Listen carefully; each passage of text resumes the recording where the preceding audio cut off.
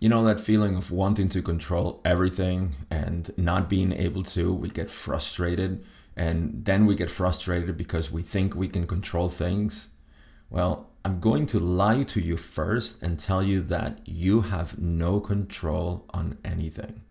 So stay until the end of the video so you can see what it is that I'm lying to you about.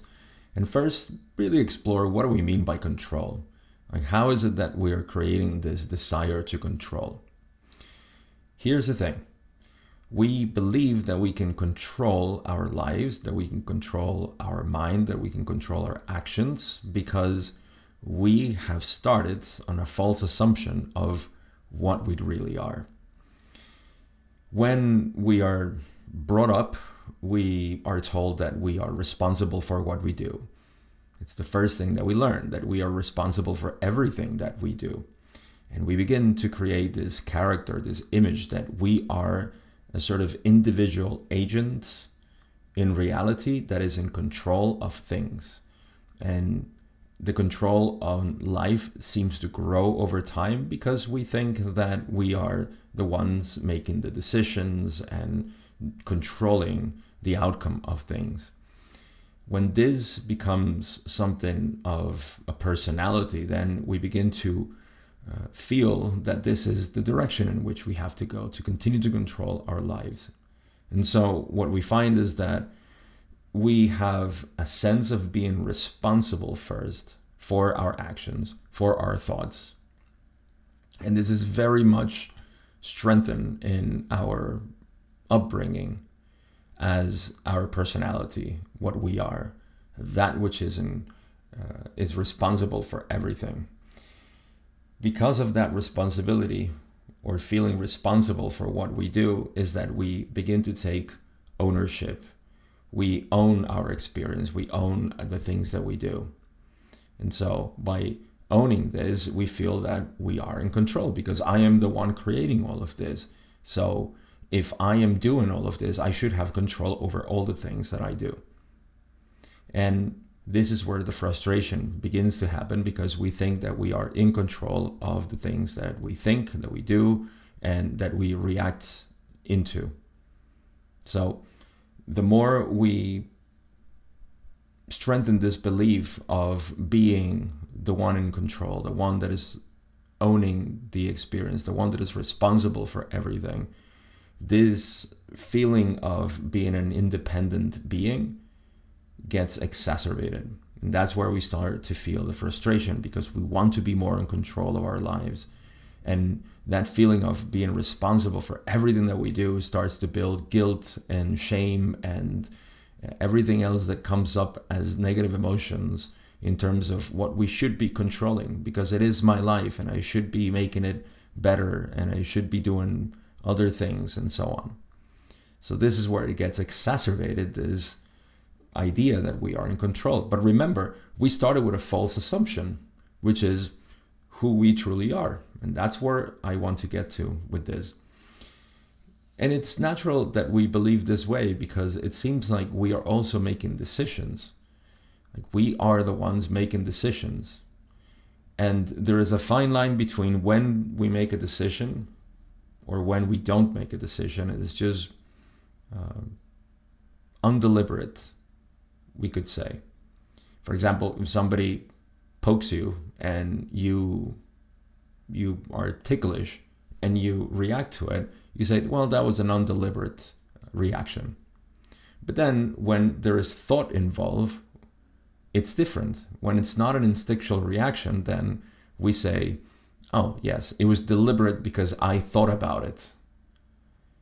So that's what we say, that it was deliberate. And so all of our thoughts, apparently, we are the owners of the thought. We are responsible for them. And so we should be in control of our thoughts. You see the difference here? We have to explore this. So we begin this exploration by saying, am I really making my thoughts? Am I really creating my thoughts? And when you look inside the production of thought, the appearance of thought, you find that they're just appearing in you. You're not selecting them, you're not picking them, you're not creating it in any form or fashion. They're just arising within you. So we are not responsible from the beginning. We're not responsible for creating thoughts. We're not responsible. We're not in control. We're not making the thoughts. The thoughts are simply appearing. Watch it. Pause the video and test this for yourself. Try to create thoughts. You won't. They'll just appear. And in the same way, they will disappear. You don't get rid of thoughts. Thoughts are simply arising and falling away. So we started with a very false assumption from the beginning that we are the ones responsible for thought. And that's what causes us to believe that we have deliberate action. We pick and we choose what we want to do because we think that we are responsible for thought. And so with this, the whole idea of thinking that we are in control of our thoughts falls away. And we know that we are simply the product of thought. We don't even have to talk about acceptance here because who is the one that needs to accept? Remember, we built our identity based on ownership of thought, of being responsible. I am responsible for all the thoughts that I have and all the things that I want to do and how my body reacts and how my mind responds. All of this is based on me being in control. I am in control of reality. I own everything that I do, which is different of what we use normally by saying be responsible, own your reality, and so on. That's a different story. We're talking about the controlling being that owns its own experience and is responsible for it. That's what we are discussing. This being, when we look at it, it's not there. There is nobody in control of thoughts, nobody arranging them, nobody keeping them packed. It's an illusion that we have created from the beginning because we thought that we were making those thoughts. So you see, if you're not creating your thoughts, then how are decisions made? We make decisions all the time. Well, they're a product of thoughts. And it depends on who is the one that has the thoughts that creates the illusion of decision. Because decision, apparently, from the separate self, is the one that is selecting and saying, yes, I did this and I did that. But isn't the thought of decision something that comes after the decision is made? Of course, because decision is already something that's happening naturally. So there's nobody deciding anything. There is just decision in the moment based on our own view of who we are. This is what we call discernment. Everybody is discerning their reality based on who they think they are. And so here is the truth behind the lie that I told you at the beginning of this video. I said you're not in control of anything, and it's not true. You are in control of one single thing in reality, and that is your true identity. Who are you is what you are in control of. In other words, without the alternative of knowing who you truly are, then you're lost in the separate self. And you believe that you are this individual being that is selecting and picking and forming its own personality out of thought. It's responsible for it. It owns it.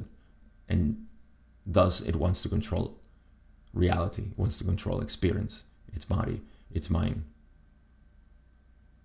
So you are in control of being that, investing your identity, your true identity into that image, that illusion of being, or returning it to where it belongs.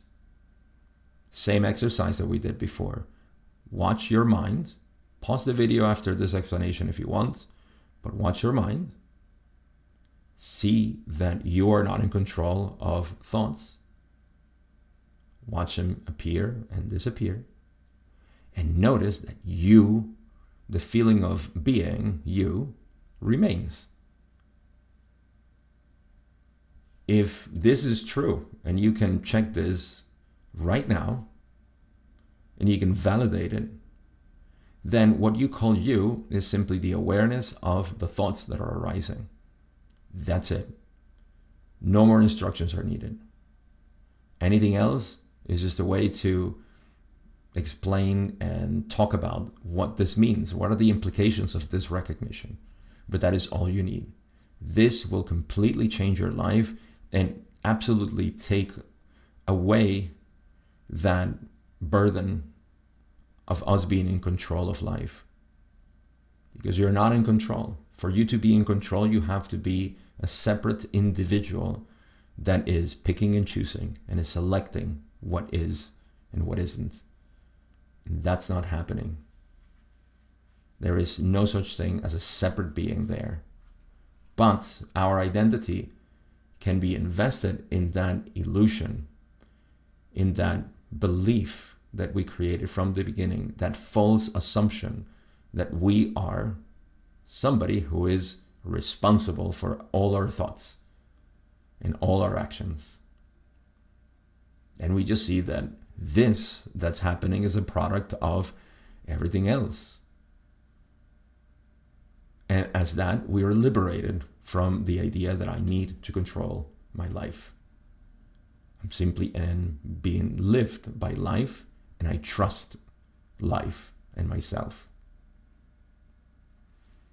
This is one of the many implications that we find in the direct path of knowing who you truly are. A way for us to understand our true identity, our nature, our true essence, and living from that understanding. It's a very simple process. In my community, you can join for free, and you can watch the courses that I have available for you to start implementing this simple and extremely profound practice of simply recognizing every single day as much as possible who you are, so these implications begin to flourish in you. There's a link also to book a one-on-one call with me if this is something that you want to dive deeper into yourself and know what are the obstacles that may be arising. We'll get to talk all about that. And again, the link is in the description. See what we can do together to help you out and see how this path can unfold for you effortlessly. I hope this video was helpful as usual, and I hope you have a wonderful day and peaceful. I'll see you in the next video.